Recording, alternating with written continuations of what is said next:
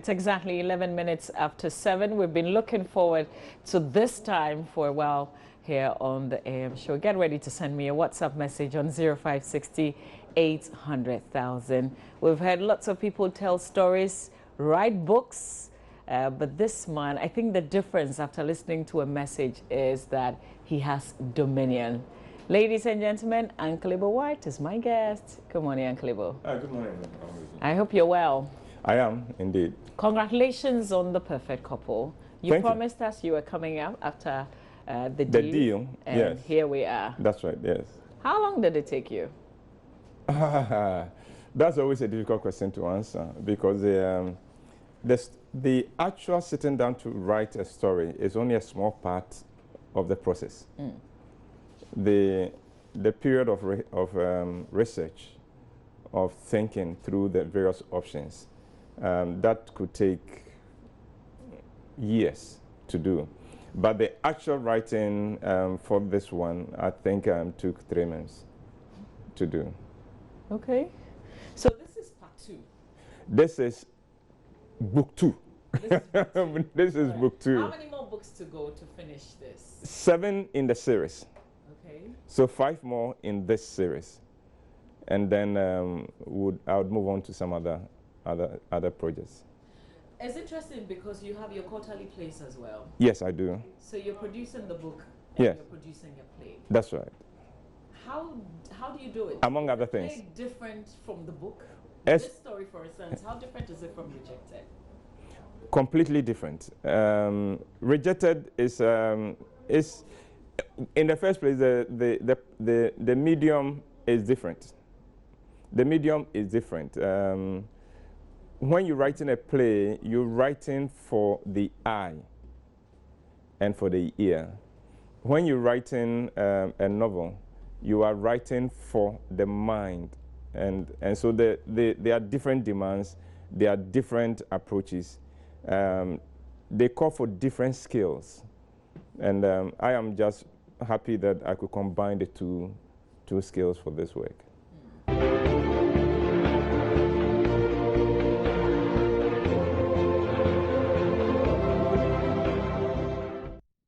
We're talking to Uncle Ebo Whyte. He's about releasing a book, and he's just told me that I'm the first person outside his family to own one. This is The Perfect Couple. Yeah.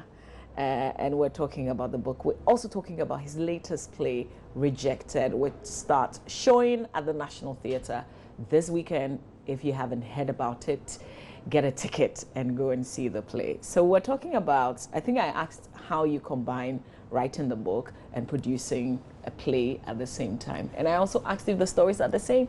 No, they are not the same. They are not the same. And then a novel is very different from a play because for a play you are writing for the eyes, you are writing for the ear. The person is sitting in the theater, he's watching, he's listening. With a novel, you must evoke those images in the mind of the person, so that in his mind's eye, he can see the action, but it's all in there, not out there. And the tools for for achieving that are very different from the tools for achieving the visual and audio medium of play and theater. I've got to ask, how well did the deal do? Extremely well.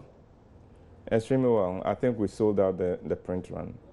So that is very encouraging. And the original idea was that I was going to release one of these books a year. Okay. So the deal comes, then book 2 will come the following year. Then people read the deal, and then hell broke loose. The pressure we want, and everybody who met anyone who knew me, go and tell Uncle Ebo that we are waiting for book 2. Yeah, because when you're done with the deal, you're not done. Like, you know that it's not finished. You're expecting something more. That bombardment just made me decide that, look, if we've struck a chord, then let's keep going. So that is when I put in all the hard work to get this thing out more than a year earlier. than it should have been.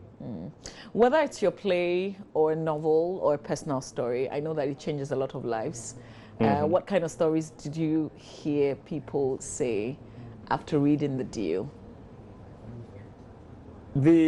First of all, let's viewers understand what the premise of The Deal is. We as Ghanaians like to blame the devil for everything. Even the things we have caused, is the devil who did it. It's the reason why no Ghanaian dies a natural death, because it was caused by somebody. So what The Deal does, and the whole series, which I call Working the Devil series, is to give us the point of view of the devil himself, and to see what he's capable of doing and what he's not capable of doing. Because we tend to give him more credit than he is due. And once you give him that much credit, then you make yourself vulnerable to him and you give him undue advantage. So there are two mistakes you can make. One is to deny his existence altogether, and the other to think that he's so almighty and powerful, he can do whatever he wants to do with you. Neither is correct. Yes, there is a being called the devil. Yes, he's a bad dude, but no, he doesn't even have the power to touch you unless you open up for it. And it is that understanding that began to dawn on even Christians when they realized that, my goodness, I have the power.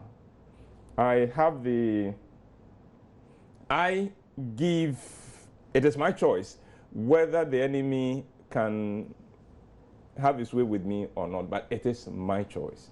And it is that understanding that helped so many people, and have helped so many people to regain control of their lives and to begin to live a much more happier, peaceful, and fulfilling life. So that story has been echoed in all the testimonies we've received from readers. All right, so you followed up with The Perfect Couple, the book that I have. I don't want you to tell us in detail what it's about, but what would be the highlight? What would you say about The Perfect Couple? What would you say if you met a couple the whole world is celebrating, a couple that have just written their first book and are in the news?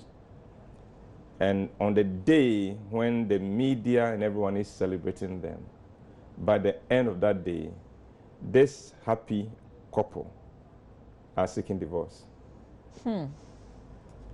That's Perfect Couple. Was it just a show? It wasn't. Were they covering up? No. They were living for real. This was genuinely happy couple. So what will bring a genuinely happy, loving couple within 24 hours to the point of deciding, you know what, let's go our separate ways? If you asked me, if my partner cheated. No, there was no cheating. So all the usual suspects out. Oh, wow. So what happens to bring a couple to that point? And in trying to answer that, I think every married couple will discover the secret to protecting and ensuring their marriage and their relationship from ever hitting the rocks. Is this from a personal experience? Well, every creative writing is autobiographical. Every creative writing. There's a bit of you in there. There's always. So you read Shakespeare, you read Bernard Shaw, for every work of them. So we reveal ourselves as creative people. We reveal ourselves little by little in every piece we write. So to understand a creative writer, pick the body of his works. You then see you then discover him. So yes, a little bit of me here, a little bit of me in Rejection, a little bit of me in every play you've watched, a little bit of me in every book that will come after this one. What's your hope? What would you wish that this book would do, even as, you know, when people grab it to read it? I am hoping we'll be spared pain. And and devastation in our personal lives. Because I am a counselor, and one of the most devastating things to encounter is to find two people who love each other and yet are causing each other pain. These are not enemies. They did not marry. Nobody goes to the altar and say, I am going to marry you to make you miserable. And yet, a lot of people will testify that since they married, the relationship that seemed so wonderful in courtship had become a nightmare. A nightmare, except that this nightmare you can't wake up from. You know, so that is my hope, that we would all be spared that nightmare, because there are tools for that, and this novel will reveal those tools. So that's my hope. Well, when is it going to be out? When can people buy the book? We are launching it this evening at the National Theatre, and so starting from possibly midnight today, it should be in the various bookshops, and people can pick up copies. Okay, that's the perfect couple. Was it difficult in choosing a title for this? No, quite often with a creative work, by the time you finish the work, the title would have suggested itself. And that is what happened with this one. The title suggested itself. So do you have the next book ready? I am working on it. Knowing what happened with the deal, I don't want to be caught unawares, because I suspect that the pressure to bring out the next book will be higher than the one I faced after the deal, after people have read this. Okay.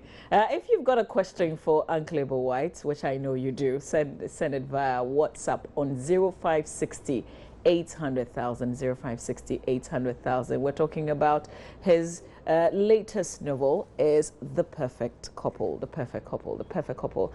I'm sure you need it. I need it. And we all have to read it. It's been launched today. But Uncle Ebo, Rejected is also coming up this weekend. Yes. What is in Rejected, really? Let me tell you a story, a little story. I was going to say, what would you do? But I don't. It's not something you should face. So let me say, what do you think a friend of yours would do when she discovers that the man she's been living with as husband is going to wed another woman on that morning when they've had their best time the night before? Wait, hang on. But this is my husband. This is your husband. This is your husband of 12 years. And he's marrying somebody else. He's wedding somebody. But we are cool. You are. We've been cool. You've been cool. Oh, God. I don't know. I don't know, but I guess I'll ask myself lots of questions. That is rejected. But this is not, is the man unhappy? He hadn't given any impression, no. He, on the surface, seemed happily married because he's married to a good woman. He's married to a very good woman. That's tough. Mm-hmm. That's in Rejected.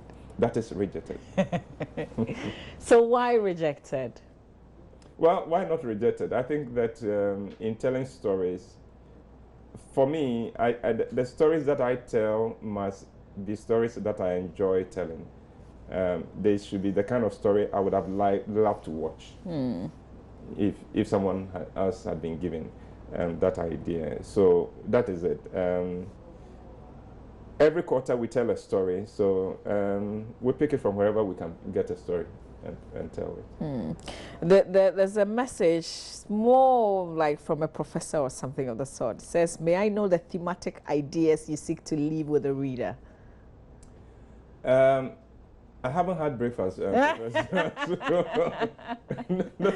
don't take me. Read it, and then you tell me what the thematic ideas are. I'll tell you. I will tell you. I'll tell you. But I want to wait for after the launch let's all read it and then we can share the stories. Yeah, how about that?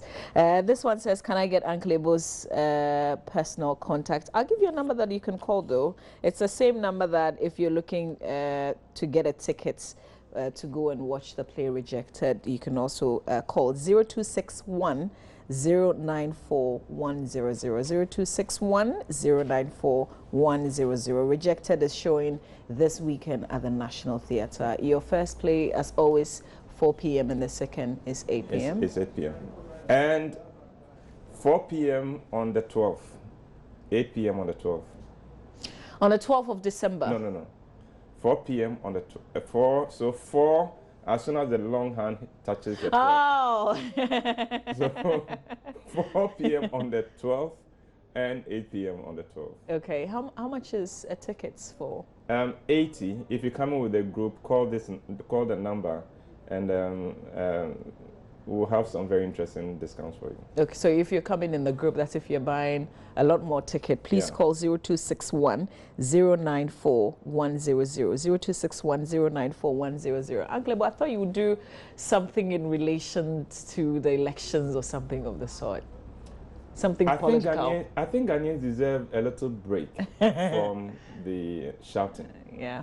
And from the insults and everything, and from the tension. So that is why I have moved. I said everything I needed to say about politics last year. Because I said I wanted to make my point on politics at a time when it is not an issue. Right now, you are either for one or the other, and the system will not allow you to be neutral. So let me tell very different stories. Let this be an oasis that we can all go and be refreshed in this sea where we are being bombarded with politics, because partisan politics is a very small part of our lives. On a day-to-day basis, you and I are not affected that much by politics. So let's live our lives. Let's live a full life. And after the election, the day after the election, my prayer is that we would all be able to go on our normal business. Leave the politician who is rejoicing to rejoice. Leave the one who is nursing his wounds to rejoice and to nurse his wounds. But we, the average Ghanaian, we should be able to go about our normal business without fear, without intimidation, without any uncertainty. When that happens, then Ghana has won. And I want Ghana to win. Here's a message. Says, good morning, Uncle Ebo. I'm watching you from Freetown, Sierra Leone. I always watch your plays when in Ghana and tries to listen to Food for Thoughts as much as possible. How can I get access to the Food for Thoughts I missed during the week? That's from Justice, who's watching from Freetown. Justice Freetown, send me a mail, and I'll send you copies of the presentations I do. Here's another message. Says, please, I want to know the book is sold and how will I get some, because I'm in Sunyai. Sunyai, normally we use Shell stations and the Shell shopping malls. Okay. So I suspect that one very near you should have it by the middle of next week. Okay. Here's Charlotte. Charlotte is in Kaswa and is asking, how do I get the book to? Charlotte, I think that is that where Kaswa? Yes. Yeah, then you are in good luck. As you come into Accra, you stop at any Shell station and you are likely to get it. Or EPP Bookshop or Kingdom Books, also you would get copies. But not today. You go tomorrow or next week and the books will be there. Okay, so why should anybody watch Rejected, Uncle Ebo? Because we want to laugh, we want to learn, and that never gets out of date. Is this our Christmas play? This is our pre-Christmas play. Okay. Christmas is going to be the festival. The Christmas and New Year, the 5 plays. The festival of plays. Yes. So this is our pre-Christmas thing. So you want to see what Ghana and Christmas in Ghana will be like, come watch Rejected. Okay, so Rejected is kind of like bringing back the spirit of Christmas because the politics has taken all. We even forget that there's Christmas coming up. Uncle Ebo, what will be the final words that you leave with us? My final word will surprise you. Mama V, I have been hosted by several TV stations and been on several programs. I must say that in terms of the generosity of spirit, nobody beats you. Aww. And I want to say thank you very much. Thank you. And thank you for your platform, for the support that you've given to me and my works. I appreciate it very much. Thank you. And I love what you've written in the book.